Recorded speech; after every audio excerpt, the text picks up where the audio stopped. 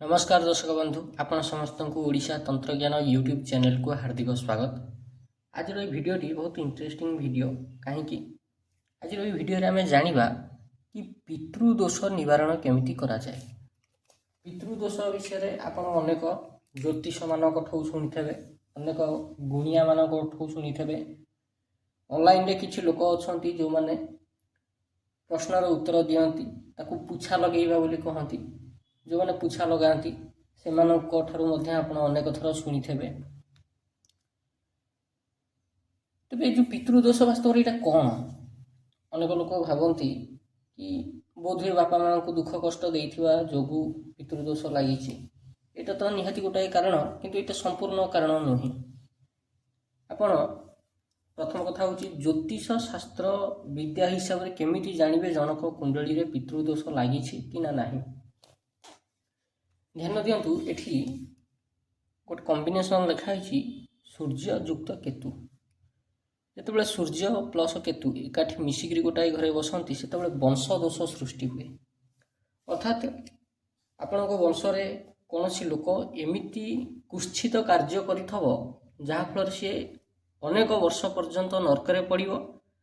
तार से पाप को क्षय करने जेते लोक ता वंश जन्म ने समस्त कुंडली रे प्राय ये कॉम्बिनेशन थब समस्त ऊपर तार प्रभावटा पड़े जद्वारा ता घर लोक आगामी पीढ़ी जे जान कि ता कुंडली रे सूर्य केतु कॉम्बिनेशन अच्छी तेरे से वंश दोष को नाश करने किछिटा प्रतिकार करिवो किंबा पूजा उपासना करिवो अन्य कौन प्रतिकार करिवो। किंतु सूर्य केतु वंश दोष हेले गोटे प्रकार पितृदोष हिसाब से धरा जाए। सूर्य प्लस राहु जिते सूर्य राहु एकत्र थे यहाँ हूँ प्रपर पितृदोष, पूरा प्रपर पितृदोष या ही कहती। आउ कौन बृहस्पति शनि जिते एकत्र होकर बसी था आपण कहे ये किछि दिन तले मु गोटे वीडियो बनई से वीडियो रे कही जिते बृहस्पति शनि एकत्र बसती से गुरु सौरी नामक राजयोग बनाती। वास्तव में से कथा ठीक ये जो राजयोग या कहते गुरु सौरी राजयोग जिते बृहस्पति शनि एकत्र बसती किंतु बृहस्पति निज राशि स्वराशि बसी थे शनि सांगे ना भाग्य स्थान बृहस्पति शनि एकत्र होकर बसी थे कि बृहस्पति शनि एकत्र भाग्य स्थान को दृष्टि देते ताहले पितृदोष सृष्टि हम। नेक्स्ट हूँ कौन ना राहु किंबा केतु ए दुईक भितर जड़े जमी नवम स्थान रे थब भाग्य स्थान रे थब ताहले पितृदोष लगे। आउ कौन 9th लॉर्ड विथ राहु किंबा केतु अर्थात नवमेश भाग्येश जहाँ कहुए भाग्येश जो राहु किंबा केतु सांगे एकत्र होकर बस से पितृदोष सृष्टि हुए बोली विभिन्न प्रकार ज्योतिषाचार्य मानकर मत। यहाँ मुझे निजे कहूना कि यहाँ मो मनरू कहूना जहाँ बही मानक आम पढ़ीचे ज्योतिष विद्यार बही मानक से कथाटा कहूँ। ये तो गला ग्रहकर रिलेटेड जिनिस जानिबे किंतु किछि लोक एमिति थाती जहाँ को जना न थाए कि ताको ऊपर पितृदोष लागिछि और ताको कुंडली रे मध्ये एभलिया ग्रहकर कौनसी प्रकार कॉम्बिनेशन न थाए। केमिति जानिबे जनकर पितृदोष लागिछि बोली। जार हाथ पाकुली कला देखा हब, हल्का कला देखा हब, हल्का माटिया देखा हब, धला किंबा गोलापी देखा हब नहीं जानिबे तार पितृदोष लागिछि। Concept clear. डाहाण हाथर पापुली की देखिए ता पापुली जदि हल्का कला रंगर ना हल्का माटिया कलर देखाला ताले जानिबे से लोक उपर पितृदोष लागिछि। आउ केमती जानिबे पितृदोष लागिछि बोली। शनिवार दिन राति रे गोटाए ग्लास पानी आनिबे ता भीतर गोटाए लेंबू पकेइबे, 2टा लवंग पकेइबे, माँ काली ना रे 2टा धूप लगेइबे। माँ काली की जेकोसी मंत्र तांकर जानिछंती 108 थर जप कर सारा पर माँ को प्रार्थना करिए कि माँ मो कुंडली रे जदि पितृदोष लागिछि किंबा मते किंबा मो घर परिवार रे जदि काहाको पितृदोष लागिछि केमिति का पितृदोष लागिछि आ तार निवारण कौन हेई परिबो दया करिकरी मते बाट देखांतु। आगामी दिन सकाळକୁ देखिए लेंबूर रंगटा जदि परिवर्तित हो जाए किंबा बुड़ी जाए ताहले पितृदोष लगी आदि बुड़ी नथब भासु थब ताहले पितृदोष लगी ना या द्वारा मध्य आपण जानीपर तेबे धरी नियंतु कौन सी लोक जानीगला कि तार पितृदोष लगी पितृदोष कौलिया क्षेत्र में लगे जी बापा माँ को निंदा करे अपमान करे तांको गाली गुलज करे जी बापा माँ को असमय साहाय्य सहयोग किसी करे निज स्वार्थ देखिक अलगा होकर रही जाए जी निज पितृपुरुषंकर अपमान करे तांको गाली दिए निज पूर्वपुरुष मानू याडू सियाडू कर कथा कहे संपत्ति बाड़ी छाड़ी ना या करना क्या करना एमती गुड़ाए कथा कहे ताकू पितृदोष लगे तेरे पितृदोष एत सांघातिक जिनस आप भाभी पारे कि कौन कौन ये घटना घटे पारे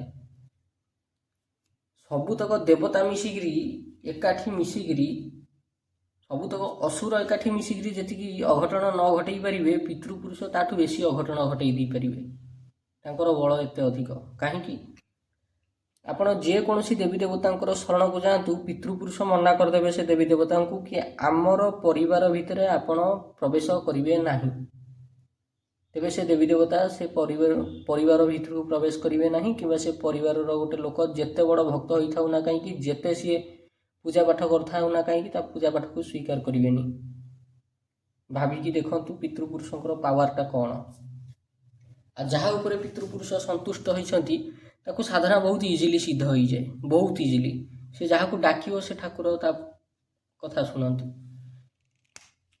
केवल से नुहे मनीषर उन्नतिर अलग अलग बाट खोली खोलिक जाए जिते क्या पितृपुरुष शांत हुअती तेज जो पितृदोष लगी थाए कौन कौन प्रभाव देखा मिले प्रथम कथा हूँ व्यवसाय क्षति हुए घरे कौन से मांगलिक कार्य हो पारनी जमीक कहार बाहाघर हो पार ना कहार पिला छुआ हम ना से घरे कौन सी प्रकार मेला होम यज्ञ व्रत करहब ना मांगलिक कार्य किसी करहब ना आ कौन पर्वपर्वाणी समय घरे झगड़ा लगे बड़ बड़ पर्वपर्वाणी चली थब आपणकर घरे कि झगड़ा चलत कहीं यहाँ हूँ सब पितृदोषर प्रभाव रोजगार क्षम लोक जी घरे थब सी पीड़ित हो तार स्वास्थ्य हानि हो सी घरे कादांक भाया बोका बोका होकर बस अलसुआ हो रोजगार क्षम लोक पीड़ित हो जानवे पितृदोष लगी घरे नकारात्मक शक्ति बास हम ताहले जानवे पितृपुरुषंकर कोप रही नेक्स्ट कौन भाग्य बल कमजोर पड़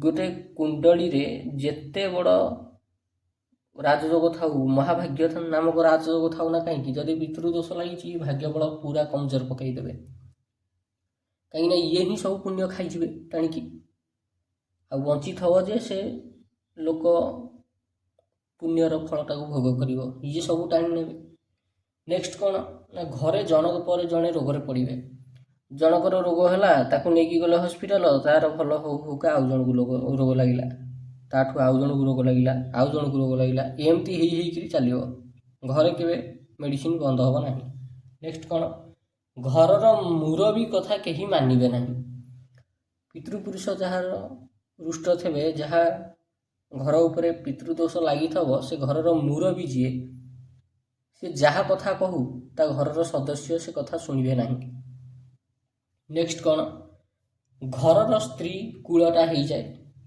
परपुरुष पाखक जाए आ से घरर पुरुष मद वेश्यावृत्ति प्रवृत्ति हुए से घरर पुरुष मद निशारे माताल हो वेश्यालय समय अतिबाहित कर भावतु कौलिया सांघातिक जिनस नेक्स्ट कौन घरे भोजनर अभाव हम नहले मन पसंदर भोजन केबे भी मिल ना सब खाली जाइटाई खाद्यटा कर थोई दौथे घरे मन पसंदर खाद्य मिल ना गोटे आत्मा को तृप्त कला भाया भोजन मिल ना जार कुंडली रे प्रेत दोष लगी था सॉरी पितृदोष लगी था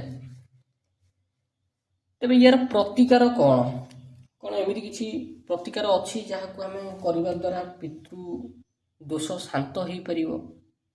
ଉତ୍ତର ହେଉଛି ହଁ। କେମିତି କରିବା? ଜ୍ୟୋତିଷ ବିଦ୍ୟାରେ, ଜ୍ୟୋତିଷ ଶାସ୍ତ୍ରରେ ୟାର ଭିନ୍ନ ଗୋଟେ ମହତ୍ଵ ଅଛି, ଭିନ୍ନ ପ୍ରତିକାର ଅଛି। କିନ୍ତୁ ଆଜି ଆମେ ତାନ୍ତ୍ରିକ ମାର୍ଗରେ, ତନ୍ତ୍ର ବିଦ୍ୟା ମାଧ୍ୟମରେ କେମିତି ତାର ପ୍ରତିକାର କରିପାରିବା ସେ କଥା ଜାଣିବା। ଏଥିପାଇଁ ଆପଣଙ୍କୁ ସାମଗ୍ରୀ କ'ଣ କ'ଣ ଦରକାର ହେବ? ଲଘୁ ନାରିକେଳ ଦରକାର ହେବ, ଚିନିକାର ମାଳା ଦରକାର ହେବ, ଗୁଆ ଘିଅର ଦୀପ ଦରକାର ହେବ, ଧୂପ ଦରକାର ହେବ, କ୍ଷୀରରେ ତିଆରି ପ୍ରସାଦ ଭୋଗ ରୂପରେ ଦରକାର ହେବ, ଚଣା ଡାଲି ଦରକାର ହେବ, ଧଳା କପଡ଼ା ଦରକାର ହେବ, ଧଳା ବସ୍ତ୍ର ଦରକାର ହେବ, ଧଳା ଆସନ ଦରକାର ହେବ। କ'ଣ କରିବେ? ଧ୍ୟାନ ଦେବେ, ଏଇ ଯେଉଁ ବିଦ୍ୟା ପ୍ରୟୋଗ କରିବା ସମୟରେ ପଶ୍ଚିମ ଦିଗକୁ ମୁହଁ କରିକି ବସାଯାଏ। ଏଇଟା ଯେକୌଣସି ଅମାବାସ୍ୟାରୁ ଆପଣ ଆରମ୍ଭ କରିପାରିବେ। ଏଇଟା 11 ଦିନର ସାଧନା। 11 ଦିନ ସାଧନା ଭିତରେ ଯେତେବେଳେ 11 ଦିନ ସାଧନା ସରିଯିବ, ତାର ଆଗାମୀ କିଛି ଦିନ ଭିତରେ ଆପଣଙ୍କୁ ପିତୃଦୋଷ ଶାନ୍ତ ହେଉଥିବାର ଅନୁଭବ ହେବ। ଆପଣଙ୍କ ଲାଇଫରେ ମଧ୍ୟ କିଛି ଇମ୍ପ୍ରୁଭମେଣ୍ଟ ହେଉଥିବାର ଦେଖିବାକୁ ମିଳିବ। କେମିତି କ'ଣ କରିବେ? ଯେଉଁଦିନ ଅମାବାସ୍ୟା ପଡ଼ିବ, ଯଦି ଶନିବାର ଅମାବାସ୍ୟା ପଡ଼ିଲା ସବୁଠୁ ବେଷ୍ଟ। ଯଦି ଶନିବାର ଅମାବାସ୍ୟା ନାହିଁ, ତେବେ ଯେକୌଣସି ଅମାବାସ୍ୟାରୁ ଏହି ପ୍ରୟୋଗ ଆପଣ କରିପାରିବେ। ପଶ୍ଚିମ ଦିଗକୁ ମୁହଁ କରିକି ବସିବେ। ଧରନ୍ତୁ ଏଇନା କୌଣସି ପ୍ରକାରର ଅମାବାସ୍ୟା ନାହିଁ, ତେବେ ଯେକୌଣସି ଶନିବାର ମଧ୍ୟ ଏହି ପ୍ରୟୋଗ ଆପଣ କରିପାରିବେ। ଶନିବାର ଠାରୁ ଆରମ୍ଭ କରିପାରିବେ। ଶନିବାର ଦିନ ଯେକୌଣସି ସମୟରେ, ଦିନରେ ହେଉ କିମ୍ବା ରାତିରେ ହେଉ, ଧଳା ରଙ୍ଗର ଧୋତି ପିନ୍ଧିକିରି ସାମ୍ନାରେ ମାଟି ପକେଇକିରି ମାଟି ଉପରେ କିଛିଟା ଧାନ ବୁଣି ଦେବେ। ଆଉ ତା ଉପରେ ଟିକେ ଟିକେ ପାଣି ଦେଉଥିବେ ଡେଲି, ଯାହାକୁ ଅଙ୍କୁରାରୋପଣ ବୋଲି କୁହାଯାଏ। ଛାଡ଼ନ୍ତୁ, ଅଙ୍କୁରାରୋପଣର ବିଧି ତ ଭିନ୍ନ, କିନ୍ତୁ ଆପଣ ସେଠି ଧାନ ବୁଣି ଦେବେ। ଧାନ ବୁଣି ସାରିବା ପରେ କ'ଣ କରିବେ? ସେଇ ସାମ୍ନାରେ ଗୋଟାଏ ପିଢ଼ାପଟା ରଖିବେ। ପିଢ଼ାପଟା ଉପରେ ଧଳା ରଙ୍ଗର ବସ୍ତ୍ର ବିଛେଇବେ ବା ଧଳା ରଙ୍ଗର ଗୋଟେ କପଡ଼ା ବିଛେଇବେ। ସେ କପଡ଼ା ଉପରେ କ'ଣ କରିବେ? ଚଣା ଡାଲି ଯେଉଁଟା ଅଛି, ଚଣା ଡାଲିକୁ ସାଇଜ୍ କରିକିରି ଏଇ ଯେଉଁ ଯନ୍ତ୍ରଟା ଅଙ୍କା ହେଇଛି, ଏଇ କମ୍ପ୍ଲିଟଲି ଯନ୍ତ୍ରଟାକୁ ଆଙ୍କିବେ। କେଉଁଥିରେ? ଚଣା ଡାଲି ଗୋଟେ ସାଇଜ୍ କରିକିରି ଏଇ ଯନ୍ତ୍ରଟାକୁ ଆଙ୍କିବେ। ଆଙ୍କି ସାରିଲା ପରେ କ'ଣ କରିବେ? ଏ ଯନ୍ତ୍ରର ଉପରେ ଏଇ ଜାଗାରେ ଲଘୁ ନାରିକେଳଟିଏ ରଖିବେ। ଲଘୁ ନାରିକେଳ ରଖି ସାରିବା ପରେ କ'ଣ କରିବେ? ନା ଧୂପ ଦୀପ ଜଳେଇବେ। ହାତରେ ଜଳ ଧରିକିରି ସଂକଳ୍ପ କରିବେ। ଆପଣଙ୍କର ଯାହା ସଂକଳ୍ପ ଅଛି ସେଇଟା କହିପାରିବେ। ଧରନ୍ତୁ କିଏ ଜାଣିନାହିଁ ସଂକଳ୍ପ କେମିତି କରାଯାଏ, ସେ ଖାଲି ସିମ୍ପଲି ଏତିକି କହିବେ କି ହାତରେ ଜଳ ଧରିକିରି କି ମୁଁ ମୋର କୁଣ୍ଡଳୀରେ ଥିବା କିମ୍ବା ବଂଶରେ ଲାଗିଥିବା ପିତୃଦୋଷ ଶମନ ନିମନ୍ତେ, ପିତୃଦୋଷରୁ ମୁକ୍ତି ପାଇବା ନିମନ୍ତେ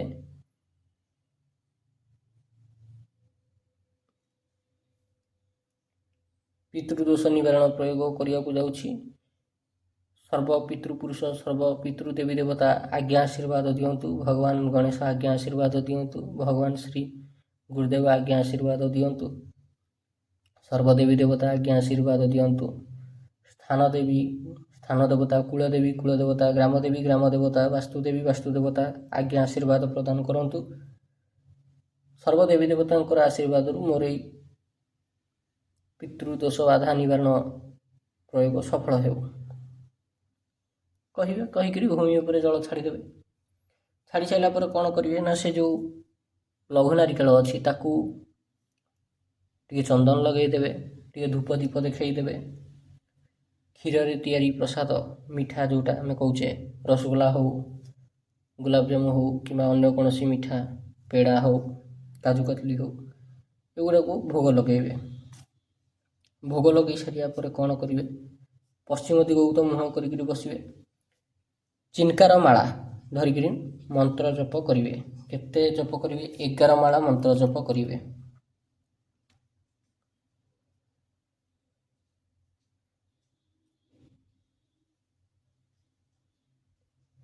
ମନ୍ତ୍ର ଜପ କରିସାରିବା ପରେ ଅଳ୍ପ ପାଣି ଯେଉଁଠି ଧାନ ବୁଣିଥିବେ ସେଇଠି ଟିକେ ପକାଇବେ। ମନ୍ତ୍ରଟା କ'ଣ? ଓମ୍ ଶ୍ରୀମ୍ ସର୍ବ ପିତୃ ଦୋଷ ନିବାରଣାୟ କ୍ଲେଶମ୍ ହନହନ ସୁଖ ଶାନ୍ତିମ୍ ଦେହି ଫଟ୍ ସ୍ୱାହା। ଇଏ ହେଲା ମନ୍ତ୍ର। ଏଇ ମନ୍ତ୍ରଟାକୁ 11 ମାଳା ଜପ କରିବେ। ଜପ କରିସାରିବା ପରେ କ'ଣ କରିବେ? ଯେଉଁଠି ଧାନ ବୁଣିଥିବେ ସେଠି ଟିକେ ପାଣି ଛିଞ୍ଚିବେ। ତାପରେ ନମସ୍କାର କରିକିରି ପିତୃପୁରୁଷଙ୍କୁ ଉଠିବେ। ସେଠୁ ହାତ ଯୋଡ଼ିକି ଯେତେବେଳେ ମନ୍ତ୍ର ଜପ ସରିଯିବ ହାତ ଯୋଡ଼ିକି କହିବେ, ଭଗବାନ ପିତୃ ଦେବତା ପିତୃପୁରୁଷ, ମୋ ଦ୍ୱାରା ମୋ ପରିବାରର ଲୋକଙ୍କ ଦ୍ୱାରା ଯଦି କୌଣସି ପ୍ରକାର ଭୁଲ ହେଇଛି, ଅପରାଧ ହେଇଛି, ସମସ୍ତ ଭୁଲ ଅପରାଧକୁ କ୍ଷମା କରନ୍ତୁ ତଥା ଆପଣ ପୂଜାରେ ସନ୍ତୁଷ୍ଟ ହେଇକରି ଆମକୁ ଶୁଭ ଆଶୀର୍ବାଦ ପ୍ରଦାନ କରନ୍ତୁ। ପ୍ରଭୁ ଭଗବାନ ଶ୍ରୀ ପିତୃଦେବତା ଆପଣଙ୍କ ଆଶୀର୍ବାଦରୁ ଆମ ଜୀବନରୁ ସମସ୍ତ ଦୁଃଖ ଦୁର୍ଦ୍ଦଶା ଦୂରେଇ ଯାଉ, ଅଭାବ ଅନଟନ ଦୂରେଇ ଯାଉ ତଥା ବିପୁଳ ଧନଧାନ୍ୟ ସୁଖ ସମୃଦ୍ଧି ପ୍ରାପ୍ତି ହେଉ। ଏଇଟା କହିବେ। କହିସାରିବା ପରେ ଉଠିଯିବେ। ପୁଣି ଆଗାମୀ ଦିନ ସବୁ ଜିନିଷ ସେଇଠି ଥିବ, ଖାଲି ଚନ୍ଦନ ଧୂପ ଦୀପ ଭୋଗ ଲଗେଇକିରି ମନ୍ତ୍ର ଜପ କରିବେ। ଏମିତି 11 ଦିନ ପର୍ଯ୍ୟନ୍ତ ଚାଲିବ। ଯେଉଁ ଦିନ 11ତମ ଦିନ ହେବ, 12 ଦିନ ଯେଉଁ ଦିନ ହେବ ସେଦିନ କ'ଣ କରିବେ? ଲଘୁ ନାରିକେଳ ମାଳା ଆଉ ଯେଉଁ ଧାନ ରୋପଣ ଯେଉଁ କରିଥିବେ, ଛୋଟିଆ ଛୋଟିଆ ଗଜା ଟାଇପ୍ର ଗଛ ଉଠି ଯାଇଥିବ, ସେତକ ନେଇକିରି ନଦୀରେ ବିସର୍ଜନ କରିଦେବେ। 12ତମ ଦିନ ବିସର୍ଜନ କରିବା ଦ୍ୱାରା କ'ଣ ହେବ ନା, ଯେମିତିଆ ପ୍ରକାର ପିତୃଦୋଷ ଥାଉ ନା କାହିଁକି ସେ ସବୁ ସମାପ୍ତ ହେଇଯିବ। ପିତୃପୁରୁଷ ଶାନ୍ତ ହେଇକିରି ଶୁଭ ଆଶୀର୍ବାଦ ଦେବେ। କିନ୍ତୁ ଧ୍ୟାନ ଦେବେ ଗୋଟେ କଥା, ପିତୃପୁରୁଷ କାହିଁକି ରୁଷ୍ଟ ହୁଅନ୍ତି? ଯେଉଁମାନେ ପର୍ବପର୍ବାଣୀକି ଠିକ୍ସରେ ପାଳନ କରନ୍ତିନି, ପର୍ବପର୍ବାଣୀର ନୀତି ନିୟମ ମାନନ୍ତିନି, ପର୍ବପର୍ବାଣୀ ମାନଙ୍କରେ ମଦ ଖାଇବେ, ମାଂସ ଖାଇବେ, ଫିଜିକାଲ ରିଲେସନ୍ ରଖିବେ କିମ୍ବା ପର୍ବପର୍ବାଣୀକୁ ନିନ୍ଦା କରିବେ, ଶାସ୍ତ୍ରକୁ ନିନ୍ଦା କରିବେ, ଧର୍ମକୁ ନିନ୍ଦା କରିବେ, ସେଭଳିଆ ଲୋକଙ୍କୁ, ଭଗବାନଙ୍କୁ ଈଶ୍ୱରଙ୍କୁ ନିନ୍ଦା କରିବେ, ସେଭଳିଆ ଲୋକଙ୍କୁ ପିତୃଦୋଷ ଲାଗେ। ପିତୃପୁରୁଷଙ୍କୁ ଶ୍ରାଦ୍ଧ ସମୟରେ ଶ୍ରାଦ୍ଧ ଦେବେ ନାହିଁ, ପିଣ୍ଡ ପାଣି ଦେବେ ନାହିଁ, ପିତୃପୁରୁଷଙ୍କର ପୂଜା କରିବେ ନାହିଁ, ଐଶାନ୍ୟ ଘରେ ପୂଜା କରିବେ ନାହିଁ, ରୋଷେଇ ଘରେ ଯେଉଁ ଇଶାଣ ବନ୍ଧା ହେଇଥାଏ ଇଶାଣ ପୂଜା କରିବେ ନାହିଁ, ମନ ଇଚ୍ଛା ପୂଜା କରିବେ ଇଶାଣକୁ, ସେଠି ଭୋଗ ଲଗେଇବେ ନାହିଁ, ଘରେ ରୋଷେଇ ହେଉଥିବା ଖାଦ୍ୟ ପଦାର୍ଥକୁ ସେଠି ପ୍ରଥମେ ଭୋଗ ନ ଲଗେଇକି ଯିଏ ଯାହାର ମନ ଇଚ୍ଛା ଖାଇଦେବ। ଏମିତିଆ କାମ କଲେ ପିତୃଦୋଷ ଗୁଡ଼ା ସବୁ ଲାଗେ। ଅମାବାସ୍ୟାରେ କ୍ଷିୟର ହେବେ, ଏକାଦଶୀରେ କ୍ଷିୟର ହେବେ, ସେଭିଂ ହେବେ, ତାହେଲେ ପିତୃଦୋଷ ଲାଗିବ। ଏଇ ଯେଉଁ ଛୋଟ ଛୋଟ ଘଟଣା କେତେ ବଡ଼ ବଡ଼ ଇଫେକ୍ଟ ପକାଏ ଆମ ଲୋକ ଆଜିକା ସମୟରେ ଜାଣିପାରୁନାହାନ୍ତି। ଜଣେଇବା ପାଇଁ ବି କିଏ ନାହାନ୍ତି। କିଏ ଜଣେଇବ ଆପଣଙ୍କୁ କି ଆପଣଙ୍କର ପିତୃଦୋଷ କେଉଁ କାରଣରୁ ଲାଗିଛି ବୋଲି? ଜ୍ୟୋତିଷମାନେ ଅନେଇକି ବଇଛନ୍ତି, ସୂର୍ଯ୍ୟ ରାହୁ କମ୍ବିନେସନ୍ ଅଛି ତ ହଁ କହିଦିଅ ପିତୃଦୋଷ ଲାଗିଛି। କିନ୍ତୁ କେଉଁ ଟାଇପ୍ର ପିତୃଦୋଷ ଲାଗିଛି, ତା'ର ପରିଣତି କ'ଣ ହେବ, ତା'ର ନିବାରଣ କେମିତି କରାଯିବ ସେଟା କେହି କହିବେନି। କ'ଣ କହିବେ? ଓସ୍ତ ଗଛ ଯାଇକିରି ପୂଜା କର। ଓସ୍ତ ଗଛ ପୂଜା କଲେ ହଁ ପିତୃଦୋଷ ଶାନ୍ତ ହୁଏ, କିନ୍ତୁ କେମିତି ପୂଜା କଲେ ପିତୃଦୋଷ ଶାନ୍ତ ହେବ ସେଇଟା କହିବେ ନାହିଁ। ଆପଣ ଜୀବନ ସାରା ଧୂପ ଦୀପ ଦେଉଥାନ୍ତୁ, ଚନ୍ଦନ ଫୁଲ ଦେଉଥାନ୍ତୁ ଓସ୍ତ ଗଛକୁ, କିନ୍ତୁ ପିତୃଦୋଷ ଶାନ୍ତ ହେବାର ନାଁ ଧରିବନି। କାରଣ ପିତୃଦୋଷକୁ ଶାନ୍ତ କରିବା ପାଇଁକା ଓସ୍ତ ଗଛ ମୂଳରେ ଗୋଟେ ସ୍ପେସିଫିକ୍ ପୂଜା କରାଯାଏ। କେଉଁ ପୂଜା କରାଯାଏ ସେଇଟା ଜାଣିନାହାନ୍ତି। ସେ ପୂଜାଟା ହେଉଛି ଏଇଗୁଡ଼ାକ। ଗୋଟାଏ ଦିନକିଆ ପୂଜା କରାଯାଇପାରିବ। ଏଇଟା ସେମ୍ ଏଇ ଜିନିଷଟା ଗୋଟାଏ ଦିନ ପୂଜା କରିବ, ଗୋଟାଏ ଦିନରେ ସର୍ବମୋଟ 110 ମାଳା ମନ୍ତ୍ର ଜପ କରିବେ। 110 ମାଳା ମନ୍ତ୍ର ଜପ କରିସାରିଲା ପରେ ଆଗାମୀ ଦିନକୁ ସେ ସାମଗ୍ରୀକୁ ନେଇକରି ପାଣିରେ ପକାଇ ଦେଇକି ଆସିବେ କିମ୍ବା ସେଇ ଜାଗାରେ ରଖିଦେଇକରି ପଳେଇ ଆସିବେ। ଏହାଦ୍ୱାରା ପିତୃଦୋଷ ଶାନ୍ତ ହୁଏ। କିଏ କହିବ? ଜ୍ୟୋତିଷାଚାର୍ଯ୍ୟମାନେ ତ ନିଜେ ଗାଣ୍ଡୁ। ଆଜିକା ସମୟରେ ଯେଉଁ ମଡ଼ର୍ଣ୍ଣ ଜ୍ୟୋତିଷ ବାହାରିଛନ୍ତି ସବୁ, ସମସ୍ତଙ୍କୁ କହୁନାହିଁ, ଅଧିକାଂଶ ଯେଉଁ ଜ୍ୟୋତିଷ ବାହାରିଛନ୍ତି ଯେଉଁମାନେ ଲାଲ କିତାବକୁ ଧରିକିରି ପାଠ ପଢ଼ଉଛନ୍ତି ଲୋକଙ୍କୁ, ଧ୍ୟାନ ଦେବେ ଯେଉଁମାନେ ଲାଲ କିତାବକୁ ଧରିଥିବେ ସେମାନଙ୍କ ପାଖକୁ ବିଲକୁଲ ଯିବେନି, ସେମାନଙ୍କୁ କିଛି ଜଣା ନାହିଁ, କିଛି ଜଣା ନାହିଁ। ଯେଉଁମାନେ ବୈଦିକ ମାର୍ଗରେ ଜାତକ ଦେଖିପାରୁଥିବେ କିମ୍ବା ତାନ୍ତ୍ରିକ ମାର୍ଗରେ ଜାତକ ଦେଖିପାରୁଥିବେ ତାଙ୍କ ପାଖକୁ ଯିବେ, ସେମାନେ କହିପାରିବେ। ଚନ୍ଦ୍ରକେତୁ ଏକତ୍ର ବସିଲେ କ'ଣ ହୁଏ, ମାତୃ ଋଣ ମିଳିଥାଏ କି ମାତୃ ଅଭିଶାପ ମିଳିଥାଏ ସେଇଟା ଡିଟେକ୍ଟ କରିପାରୁନାହାନ୍ତି ଏମାନେ, ଆଉ ଏମାନଙ୍କ ପାଖକୁ କ'ଣ ଯାଇକିରି ଜାତକ ଦେଖେଇବେ। ମୁଁ ତ ବେଳେବେଳେ ଭାବେ ଆମ ଓଡ଼ିଆ ଲୋକଙ୍କର କଥା ଭାବିକି କି ଆମ ଓଡ଼ିଶାରେ ଅନେକ ଜ୍ୟୋତିଷ ଅଛନ୍ତି, ଭଲ ଜ୍ୟୋତିଷ ଅଛନ୍ତି, ଖରାପ ଜ୍ୟୋତିଷ ଅଛନ୍ତି। ଖରାପ ଜ୍ୟୋତିଷ ଯେଉଁମାନେ ଅଛନ୍ତି ସେମାନେ ତ ଜ୍ୟୋତିଷ ନୁହଁ, ଜ୍ୟୋତିଷ ନାଁରେ ଠକେଇ କରୁଥିବା ଲୋକ। ପିତୃଦୋଷ କେମିତି ସୃଷ୍ଟି ହୁଏ, ବଂଶ ଦୋଷ କେମିତି ସୃଷ୍ଟି ହୁଏ, ଗ୍ରହଣ ଦୋଷ କେମିତି ସୃଷ୍ଟି ହୁଏ, ଏ ବାବଦକୁ ଜାଣିନାହାନ୍ତି। ଇଣ୍ଟରେଷ୍ଟିଂ କଥା, ଏବେ ରିସେଣ୍ଟ ଜଣେ ଲୋକ ଆସିଥିଲେ ମୋ ପାଖକୁ, ତାକୁ ଆମ ଓଡ଼ିଶାରେ ଜଣେ ଲୋକ ଅଛନ୍ତି ଯିଏ ପୋଡ଼କାଷ୍ଟକୁ ଆସିକିରି ଜ୍ଞାନ ବହୁତ ଦିଅନ୍ତି ତନ୍ତ୍ରମନ୍ତ୍ର ବାବଦକୁ।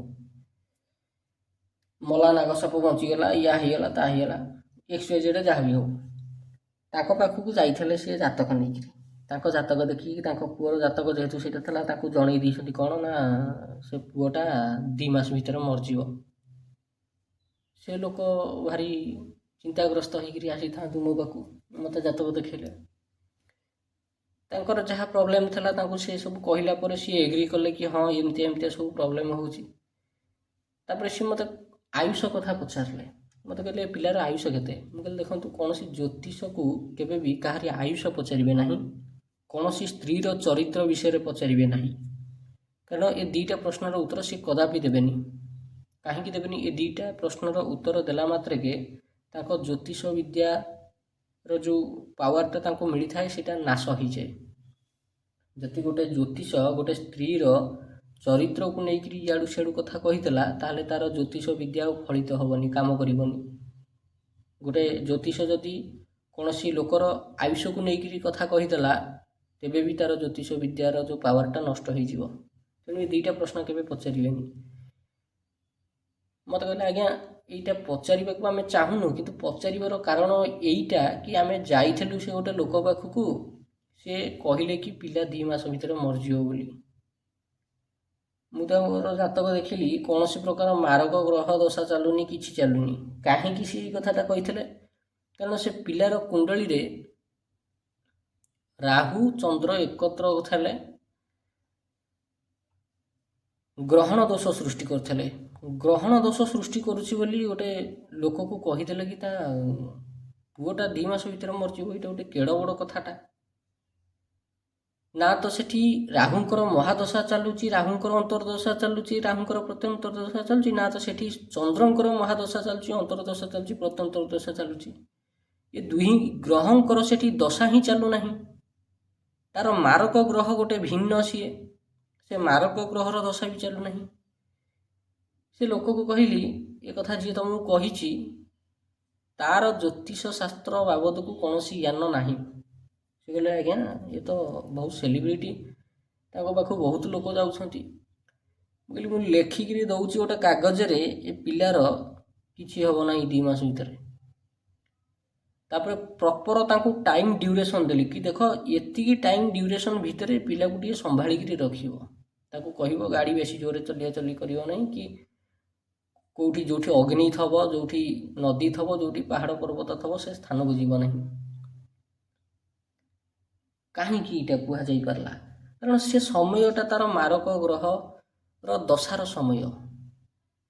ଯେତେବେଳେ ମାରକ ଗ୍ରହର ଦଶା ଚାଲିବ ସେତେବେଳେ ଗୋଟେ ଲୋକକୁ ମୃତ୍ୟୁ ତୁଲ୍ୟ କଷ୍ଟ ମିଳିବ, କିମ୍ବା ଆକ୍ସିଡେଣ୍ଟ ହେବ, କିମ୍ବା ତାର ପ୍ରାଣହାନି ହେଇପାରେ। ମାରକ ଗ୍ରହର ଦଶା ଚାଲି ନାହିଁ, ଜଣେ କହିଦେବ କି ପିଲା ମରିଯିବ, ଏଇଟା ତ ଠିକ୍ କଥା ନୁହଁ ନା। ଏମିତିଆ ସବୁ କେସ୍ ପ୍ରତ୍ୟେକ ଦିନ ହ୍ୟାଣ୍ଡେଲ୍ କରିବାକୁ ପଡ଼େ। କିଏ ଗୋଟେ ଜ୍ୟୋତିଷ କହିଦେଇଥିବ ତମର ଝିଅ ବେଦି ଉପରୁ ଉଠିକି ପଳେଇବ, କିଏ କହିଦେଇଥିବ ଇଏ ଝିଅର ବାହାଘର ହେଲେ ୟାର ସ୍ୱାମୀର ଏଇଆ ହେବ, ତାହା ହେବ। ପ୍ରପର ଦେଖିବାକୁ ପଡ଼େ। କୁଣ୍ଡଳୀରେ ଗୋଟେ ଗୋଟେ ଗୋଟେ ଗୋଟେ ଆନାଲିସିସ୍ କରିବାକୁ ପଡ଼ିବ ଘରକୁ, ତେବେ ଯାଇକରି ଶେଷ କନକ୍ଲୁଜନରେ ଗୋଟେ ମଣିଷ ପହଞ୍ଚି ପାରିବ କି ବାସ୍ତବରେ ସେ ଘଟଣାଟା ଘଟିବ ନା ଘଟିବନି। ଅନେକ ଜ୍ୟୋତିଷ ଅଛନ୍ତି ଆମ ଓଡ଼ିଶାରେ ଯେଉଁମାନେ ଦେଖିଦେବେ କୁଣ୍ଡଳୀରେ ମାଙ୍ଗଳିକ ଦୋଷ ଅଛି ତ ସାଙ୍ଗେ ସାଙ୍ଗେ କହିଦେବେ ଏ ଝିଅର ବାହାଘର ହେଲା ପରେ ୟା ସ୍ୱାମୀ ସାଙ୍ଗରେ ୟାର ସ୍ୱାମୀର ଜୀବନ ପ୍ରତି ବିପଦ ଅଛି। କେମିତି ତୁମେ କହିଦେଇପାରିବ? ଆରେ ଗୋଟେ ଲୋକର ମେଷ ଲଗ୍ନର ଲଗ୍ନ ଘରେ ମଙ୍ଗଳ ବସିଲା, କ'ଣ ସେ ମାଙ୍ଗଳିକ ଦୋଷ ସୃଷ୍ଟି କରିଦେବ? ତା ନିଜର ପରା ଲଗ୍ନ ସେଇଟା, ତାର ସପ୍ତମ ଦୃଷ୍ଟି ସପ୍ତମ ସ୍ଥାନକୁ ପଡ଼ୁଛି ବୋଲି କ'ଣ ସିଏ ମାଙ୍ଗଳିକ ଦୋଷ ସୃଷ୍ଟି କରିଦେବ? ମେଷ ଲଗ୍ନରେ ମାଙ୍ଗଳିକ ଦୋଷ ଲାଗେ ନାହିଁ, ବିଛା ଲଗ୍ନରେ ମାଙ୍ଗଳିକ ଦୋଷ ଲାଗେ ନାହିଁ। ଏଇଟା ଯେଉଁମାନେ ଜାଣିନାହାନ୍ତି ସେମାନେ ଜାଣିକି ରଖିବା ଦରକାର। ବାସ୍ତବରେ କେମିତି ଜ୍ୟୋତିଷ ବିଦ୍ୟା କାମ କରେ, କେଉଁ ଭଳିଆ ସୂତ୍ର କାମ କରେ, ଏଇଟା ଜାଣିକି ରଖିବା ଦରକାର। କେଉଁ ଦୋଷ କେଉଁଠି ଲାଗେ କେଉଁଠି ଲାଗେନି। ସ୍ୱାତି ନକ୍ଷତ୍ରରେ ଯେଉଁମାନେ ଜନ୍ମ ହୋଇଥାନ୍ତି ସେମାନଙ୍କ ଉପରେ ମଧ୍ୟ ମାଙ୍ଗଳିକ ଦୋଷର ପ୍ରଭାବ ଏତେ ବେଶୀଟା ପଡ଼େ ନାହିଁ। ସ୍ୱାତି ନକ୍ଷତ୍ରରେ ଯେତେବେଳେ ମଙ୍ଗଳ ବସିଥିବେ ସେତେବେଳେ ମାଙ୍ଗଳିକ ଦୋଷ ଲାଗେ ନାହିଁ। ମେଷ ଲଗ୍ନର ଲଗ୍ନ ସ୍ଥାନରେ ମଙ୍ଗଳ ବସିଲେ ମାଙ୍ଗଳିକ ଦୋଷ ଲାଗେ ନାହିଁ। ମେଷ ଲଗ୍ନ ଆଉ ବିଛା ଲଗ୍ନ ଏଇ ଦୁଇ ଲଗ୍ନକୁ ମାଙ୍ଗଳିକ ଦୋଷ ଲାଗେ ହିଁ ନାହିଁ, କାରଣ ଏଇଟା ମଙ୍ଗଳଙ୍କର ନିଜସ୍ୱ ରାଶି। ତେଣିକି ମଙ୍ଗଳ ସପ୍ତମ ସ୍ଥାନରେ ବସନ୍ତୁ, ଚତୁର୍ଥ ସ୍ଥାନରେ ବସନ୍ତୁ, ଦ୍ୱିତୀୟ ସ୍ଥାନରେ ବସନ୍ତୁ, ଲଗ୍ନ ସ୍ଥାନରେ ବସନ୍ତୁ କି ଦ୍ୱାଦଶ ସ୍ଥାନରେ ବସନ୍ତୁ, ଲାଗିବ ହିଁ ନାହିଁ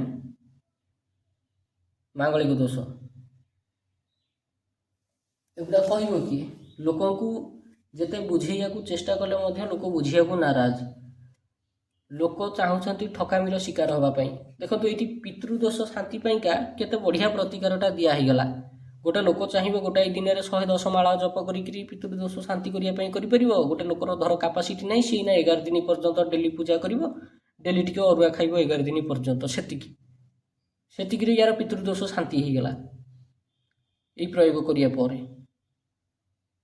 କିନ୍ତୁ ଜ୍ୟୋତିଷ ପାଖକୁ ଯିବେ, ଜ୍ୟୋତିଷ କ'ଣ କହିବ? ନା ଏଇଟା ଏମିତି ହେଇପାରିବ ନାହିଁ, ଆଉ ତୁମକୁ ପୂଜା କରିବାକୁ ପଡ଼ିବ, ତ୍ରିପିଣ୍ଡି ଶ୍ରାଦ୍ଧ କରିବାକୁ ପଡ଼ିବ, ନାରାୟଣ ନାଗାବଳୀ ପୂଜା କରିବାକୁ ପଡ଼ିବ, ଟଙ୍କା 40,000 ଖର୍ଚ୍ଚ ହେବ। ଟଙ୍କା 40,000 କ'ଣ ପାଖରେ ପଡ଼ିଛି? ଗୋଟେ ସାଧାରଣ ଲୋକ ତାର ରୋଜଗାର ମାସକୁ 10-15 ହଜାର, ସେ 40,000 କେତେ ମାସ ପର୍ଯ୍ୟନ୍ତ ଖଟିକିରି ରଖିଲେ ଯାଇକିରି 40,000 ଟଙ୍କା ଇନକମ୍ କରିବ। ଏମାନେ କ'ଣ କରିବେ ନା ଗୋଟାଏ ଦିନେକରେ ଗୋଟାଏ ଝଟକାରେ ତାର 40,000 ଟଙ୍କା ଖର୍ଚ୍ଚ କରେଇଦେବେ। କାହିଁକି ଏମିତି? ସମସ୍ତେ ଯେଝା ନିଜର ଫାଇଦାରେ ଅଛନ୍ତି, କିନ୍ତୁ ସାଧାରଣ ଲୋକଙ୍କ କଥା କିଏ ଭାବୁଛି? ଯେଉଁ ଜ୍ୟୋତିଷମାନେ ଆଜିକା ସମୟରେ ଏମିତିଆ କାମ କରୁଛନ୍ତି ସେମାନେ ବି ଥରେ ଭାବିକି ଦେଖିବା ଦରକାର କି ଆଜି ଏ ଲୋକଟା ସିନା ଅସୁବିଧାରେ ପଡ଼ିଛି, ତାର ପଇସା ପତ୍ର ନାହିଁ, ସେ ଏମିତି ଦୁଃଖ ଭୋଗ କରୁଛି, ତା ନିଜ ସିଚୁଏସନରେ ଥରେ ନିଜକୁ ରଖିକିରି ଚିନ୍ତା କରନ୍ତୁ ତ। ଯାହା ପାଖରେ ପଇସା ନାହିଁ ସିଏ ପରିଶ୍ରମ କରିବାକୁ ରାଜି ଅଛି, କିନ୍ତୁ ଆପଣ ତାକୁ ପ୍ରପର ବିଦ୍ୟା ଯଦି ନ ଦେବେ, ତାକୁ ପ୍ରପର ବାଟ ଯଦି ନ ଦେଖେଇବେ, ଆଉ ଜ୍ୟୋତିଷ ବିଦ୍ୟାର ମହତ୍ତ୍ୱ କ'ଣ ରହିଲା? କ'ଣ ଆଉ ତୁମେ ଜ୍ୟୋତିଷାଚାର୍ଯ୍ୟ ହେଇକିରି ତାର ମହତ୍ତ୍ୱଟାକୁ ରଖିଲ, ତାର ଜ୍ୟୋତିଷ ବିଦ୍ୟାର ଗାରିମାଟାକୁ କ'ଣ ରଖିଲ? ତାନ୍ତ୍ରିକ ହେଇକିରି କ'ଣ ଗାରିମା ରଖିଲ ତୁମେ ସେ ତନ୍ତ୍ର ବିଦ୍ୟାର? ଭଗବାନ ଶକ୍ତି ଦେଲେ, କିନ୍ତୁ ସେ ଶକ୍ତିର କ'ଣ ସଦୁପଯୋଗ କରି ହେଲା? ଛାଡ଼ନ୍ତୁ ସେସବୁ କଥା। ତେବେ ଆଶା କରୁଛି ଆପଣ ସମସ୍ତେ ଜାଣିଗଲେ କି କେମିତି ପିତୃଦୋଷ ଶାନ୍ତ କରାଯାଏ, ପିତୃଦୋଷ ଶାନ୍ତି ପାଇଁ କେମିତି ପୂଜା କରାଯାଏ। ଇଏ ହେଉଛି ସବୁଠୁ ସହଜ ଉପାୟ। ୟାଠୁ ସହଜ ଉପାୟ ବୋଧେ ସଂସାରରେ କିଛି ଆଉ ନାହିଁ। ଭଗବାନ ପିତୃପୁରୁଷ ଶାନ୍ତ ହେଲେ ହିଁ ମଣିଷକୁ ଅନେକ ଉନ୍ନତିର ବାଟ ଦେଖାନ୍ତି ତଥା ତା ଘର ପରିବାର ସୁଖ ଶାନ୍ତିରେ ଚଳେ। ଆଜି ପାଇଁ ଭିଡ଼ିଓଟି ଏତିକି। ଆଶା କରୁଛି ଭିଡ଼ିଓଟି ଆପଣଙ୍କୁ ଭଲ ଲାଗିଥିବ। ଯଦି ଭିଡ଼ିଓଟି ଭଲ ଲାଗିଛି, ଏଇଭଳି ଭିଡ଼ିଓ ଦେଖିବା ପାଇଁ ଆପଣ ଆମ ଚ୍ୟାନେଲ୍ ଓଡ଼ିଶା ତନ୍ତ୍ରଜ୍ଞାନକୁ ନିହାତି ସବସ୍କ୍ରାଇବ୍ କରନ୍ତୁ। ଭିଡ଼ିଓଟିକୁ ଶେଷ ପର୍ଯ୍ୟନ୍ତ ଦେଖିଥିବାରୁ ବହୁତ ବହୁତ ଧନ୍ୟବାଦ।